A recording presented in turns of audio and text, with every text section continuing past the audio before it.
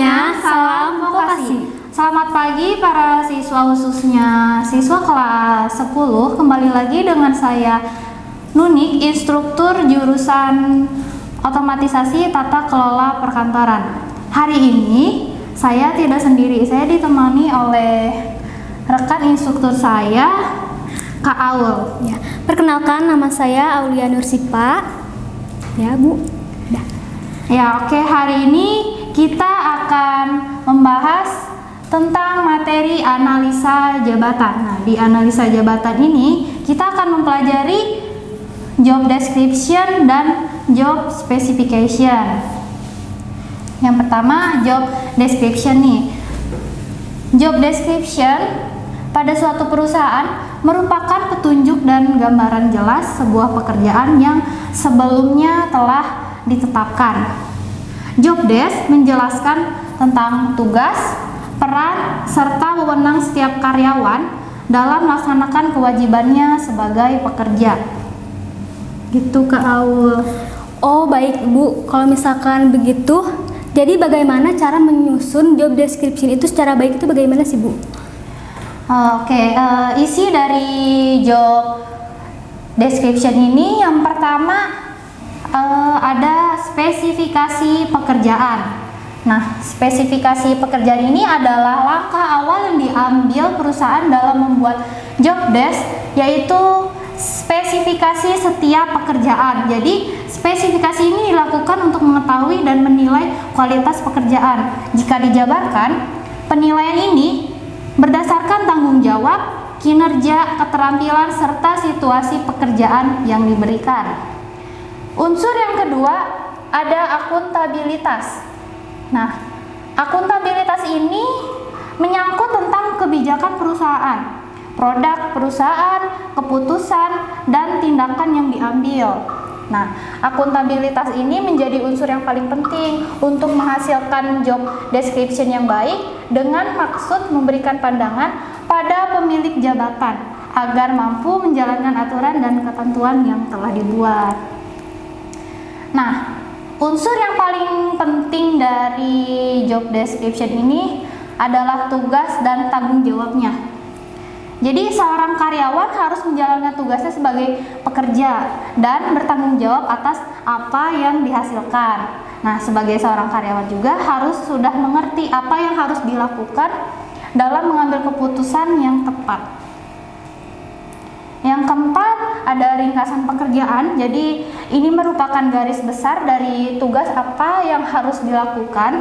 Kemudian selanjutnya dapat dikembangkan oleh karyawan itu sendiri.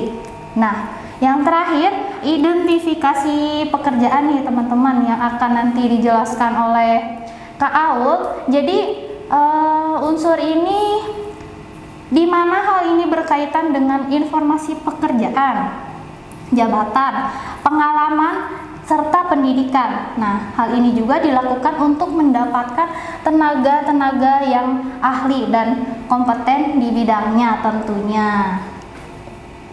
Nah, kelima unsur tadi dapat dijadikan acuan untuk menyusun job description secara baik, sehingga hasil dari job description ini dapat dipahami secara jelas setiap detailnya.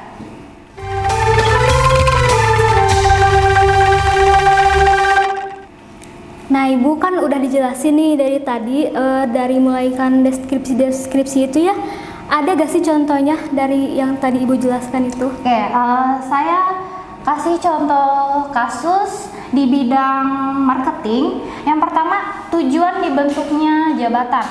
Nah, yaitu agar dapat memaksimalkan penjualan produk, baik barang maupun jasa, serta membina hubungan baik dengan pelanggan secara terus-menerus nih, agar pencapaian dan pertumbuhan penjualan dapat bertahan dan meningkat.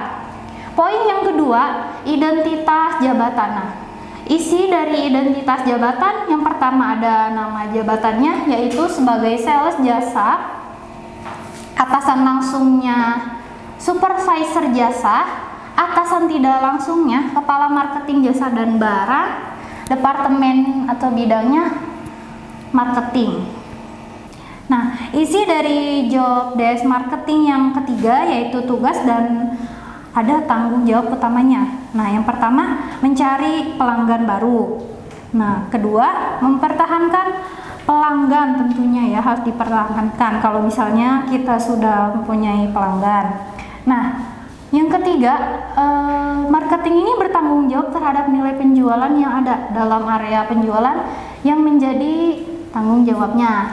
Yang keempat, memastikan pendistribusian produk bahwa produk telah diterima oleh pelanggan sesuai dengan waktu yang telah disepakati. Nah, isi dari job desk yang keempat ada kewenangan. Jadi, kewenangan di bidang marketing ini adalah mengeluarkan biaya promosi dan entertainment sesuai dengan batas otoritasnya. Dan yang terakhir, hubungan kerja. Hubungan kerja di dalam ruang lingkup kantor, saya contohkan 20% dan di luar ruang lingkup kantor 80%. Jadi mungkin di bidang marketing ini lebih banyak berhubungan dengan pihak luar ya, Kak Ul ya. Iya, baik Kak. Oke, untuk penjelasan job specification akan dijelaskan secara detail oleh rekan saya Kak Aul. Ya, baik. Tadi kan sudah dijelaskan nih sama Ibu apa itu job description. Nah, selanjutnya saya akan menjelaskan apa itu job specification. Nah, di sini sebagai informasi, job specification ini sebagai informasi dasar untuk proses perekrutan, seleksi atau penempatan karyawan baru. Jadi, perusahaan membuat syarat untuk perekrutan karyawan baru untuk menempatkan jabatan-jabatan tertentu agar lebih efektif.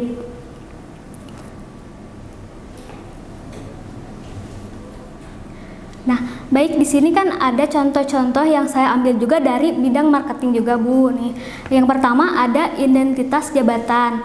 Nah, di sini yang pertama nama jabatan itu ada sales jasa. Nah, yang kedua ada atasan langsung yaitu supervisor jasa. Nah, yang ketiga ada atasan tidak langsung yaitu kepala marketing jasa dan barang. Nah, selanjutnya ada departemen atau bidang yang disebut itu marketing. Nah, baik, yang selanjutnya ada contohnya juga dari pendidikan, pelatihan dan pengalaman yang diperlukan. Nah, yang pertama di sini ada pendidikan minimal LSTA, diutamakan yang tingkat D3. Nah, selanjutnya mempunyai pengalaman kerja sebagai sales minimal 1 tahun. Selanjutnya pernah mengikuti pelatihan minimal selling skill atau teknik menjual atau mempunyai sertifikat khusus dari bidang itu. Dan yang ketiga ada keterampilan dan aspek pribadi yang diperlukan atau kompetensi. Nah, yang pertama di sini ada inisiatif, kepercayaan diri, kemampuan komunikasi, dan juga pengambilan keputusan, Bu. Nah, oke, jadi intinya job specification itu kayak syarat menjadi seorang marketing ya, Kak Ul? Iya, betul. Nah, oke, materi hari ini sampai saya cukupkan di sini. Jadi untuk kesimpulannya, balik lagi menggunakan job description sebagai acuan yang tentunya akan menjawab kebingungan dari setiap karyawan saat mereka memutuskan sesuatu terkait pekerjaannya. Nah, oleh karena itu penting sekali nih, Kak Aul. Iya, betul. Memahami job description dan job specification ini ya, agar terbentuknya dasar yang kuat bagi proses perencanaan dan pengembangan sumber daya manusia.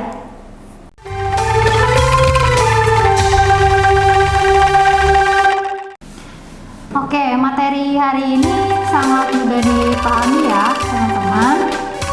Nah, demikian materi yang kami sampaikan. Selamat belajar di rumah. Sampai jumpa di lain waktu.